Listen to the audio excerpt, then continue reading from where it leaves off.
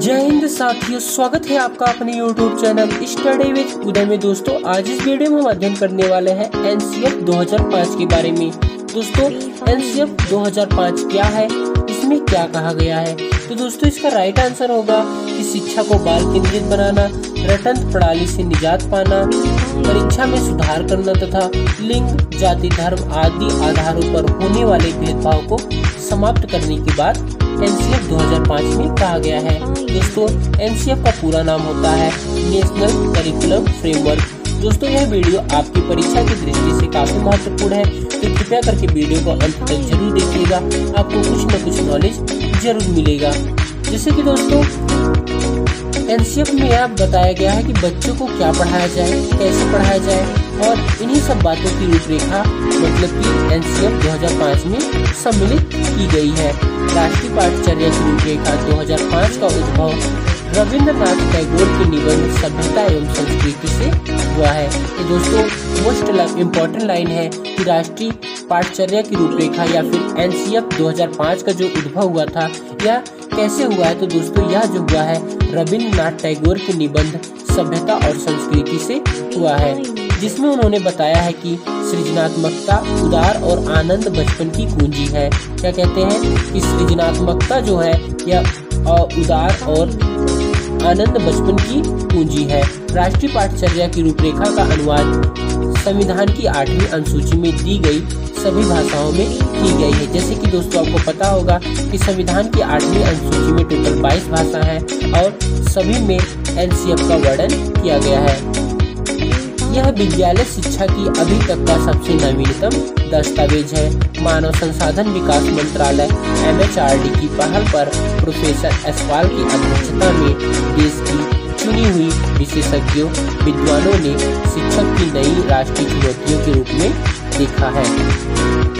जैसे कि दोस्तों ज्ञान को स्कूल के बाहर के जीवन से जोड़ा जाए, जो ज्ञान हो उसे क्या किया जाए, व्यवहारिक बनाया जाए और स्कूल के बाहर के जीवन से जोड़ा जाए। परीक्षा को अपेक्षाकृत लचीलापन बनाना और कक्षा की गतिविधियों से जोड़ना होता है। जैसे कि दोस्तों कहा गया कि परीक्षा एकदम कड़ाई से न लिया जाए, उसे थोड़ा सा लचीलापन बनाया जाए और उसे क्लास की एक्टिविटियों से जोड़ा जाए।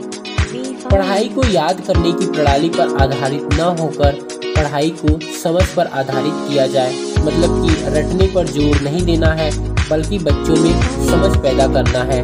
पाठचर्या का विकास किस प्रकार से हो जिससे बालकों का सर्वांगीण विकास का अवसर उपलब्ध कराया जाए। जैसे कि दोस्तों पाठचर्या को हमारे करिकुलम को कैसा बनाया जाए ताकि वह बालक के सर्वांगीण विकास कर सके। कक्षा को प्रजातांत्रिक माहौल प्रदान किया जाए। एनसीएफ 2005 के अनुसार शिक्षा के लक्ष्य एनसीएफ 2005 के अनुसार जो शिक्षा के लक्ष्य रखे गए हैं वो महत्वपूर्ण 9 बिंदुओं में समझा जा सकता है। जैसे कि दोस्तों जो पहला बिंदु है एनसीएफ 2005 के अनुसार शिक्षा का लक्ष्य बच्चे को बाह्य अनुभवों से जोड़ना है। क्या है? शिक्षा का जो लक्ष्य है यह होता है बच्चों को बाह्य अनुभवों से जोड़ना। इसके लिए बच्चे की बात ध्यान से सुनी जानी चाहिए, उसे बोलने का मौका देना चाहिए, उसको भी लगे कि शिक्षक उसकी बात सुन रहा है। दूसरा पॉइंट है दोस्तों एनसीएफ 2005 के अनुसार शिक्षा का जो दूसरा प्रमुख लक्ष्य है वो होता है आत्मज्ञान। मतलब यह कि खुद को स्वयं को खोजना, मतलब खुद के बारे में जानना, अपनी सच्चाई जानना। इसके लिए विभिन्न तरह के अनुभवों का अवसर देना चाहिए। तीसरा है दोस्तों साध्य और साधन दोनों के सही होने वाले मुद्दे पर चर्चा की गई है। इसमें मूल्य शिक्षा को अलग से न देने की बात कही गई है। चौथा पॉइंट है दोस्तों कि सांस्कृतिक विविधता का सम्मान किया जाना चाहिए और अन्य तरीकों के प्रति भी सम्मान का भाव भी विकसित करना चाहिए। जो सांस्कृतिक विविधता है उसका सम्मान किया जाना चाहिए। व्यक्तित्व अंतर के महत्व को स्वीकार करने की बात एनसीएफ 2005 करता है। जैसे कि इसमें होता है कि सभी में कुछ व्यक्तिगत प्रतिभा होती है और उसे डेवलप करने का मौका देना चाहिए। जैसे कि दोस्तों singing, dancing, art, literature, story telling, nature loving, ये सभी दोस्तों सभी में एक व्यक्तिगत प्रतिभा होती है। जैसे कुछ बच्चे गाने पसंद करते हैं, कुछ डांस, कुछ आर्ट करते हैं, कुछ लिटरेचर से संबंधित, कुछ साहित्य से और कुछ कहानियाँ लिखना और सुनाना पसंद करते हैं। कुछ लोगों को प्रकृति से बहुत प्रेम होता है। आगे दोस्तों हम 6वें पॉइंट देखते हैं। ज्ञान के वस्तुनिष्ठ तरीके के साथ साथ साहित्य और कलात्मक रचनात्मक को भी मनुष्य के ज्ञानात्मक उपक्रम का हिस्सा मानता है। ये तर्क के साथ साथ फीलिंग वाले एस्पेक्ट को इम्पोर्टेंस देने की बात कर रहा है। दोस्तों जो एनसीएफ 2005 है यह तर्क के साथ साथ फीलिंग्स वाले एस्पेक्ट को इम्पोर्टेंस देने की बात करता है। शिक्षा को मुक्त करने वाली प्रक्रिया के रूप में देखा जाना चाहिए। जो 7वां पॉइंट है वो क्या है कि शिक्षा को मुक्त करने वाली प्रक्रिया के रूप में लेना चाहिए, देखना चाहिए, और अन्यथा अभी तक जो भी कहा गया है मीनिंगलेस हो जाएगा। मतलब कि अभी तक जितनी चीजें कही गई हैं वो सभी अर्थहीन हो जाएगी, कोई मतलब नहीं निकलेगा। एजुकेशन की प्रोसेस जो शिक्षा की प्रक्रिया होनी चाहिए तो सभी तरह के शोषण और अन्याय, इनजस्टिस, गरीबी, लिंग भेद, जाति तथा सांप्रदायिक झुकाव से फ्री होना होगा, जो हमारे बच्चों को इस प्रक्रिया से वंचित करते हैं। दोस्तों 8वां पॉइंट है कि स्कूल में पठन पाठन का अच्छा माहौल बनाना और बच्चे में लीडरशिप जैसी क्वालिटी डेवलप करना एनसीएफ 2005 के अंतर्गत आता है। एनसीएफ 2005 अपने देश पर गर्व करने की भावना विकसित कर हर बच्चे को देश से जुड़ाव महसूस कराने का बात करता है। राष्ट्रीय पाठचर्या की रूपरेखा 2005 की मुख्य रूप से बालकों में बहिर्मुखी विकास के लिए आवश्यक तत्वों पर आधारित है। मतलब दोस्तों एनसीएफ जो 2005 है वो बालकों को बहिर्मुखी बनाने का प्रयास करता है। एनसीएफ 2005 में बताया गया कि शिक्षा को बाल केंद्रित होनी चाहिए। क्या होनी चाहिए? शिक्षा को बाल केंद्रित होना चाहिए, अर्थात शिक्षा बालकों के अनुरूप होनी चाहिए। जिस अकॉर्डिंग बच्चे समझना चाहते हैं उसी अकॉर्डिंग उन्हें टीचर समझाएं। उसकी योग्यता, क्षमता इत्यादि को ध्यान में रखते हुए बालकों को शिक्षा दी जानी चाहिए। बालकों को दी जाने वाली शिक्षा को उसके बाहरी तथा व्यवहारिक जीवन से जोड़ना चाहिए। शिक्षा बिना बोझ के दिए जाना चाहिए, मतलब कि लर्निंग विदाउट बर्डन।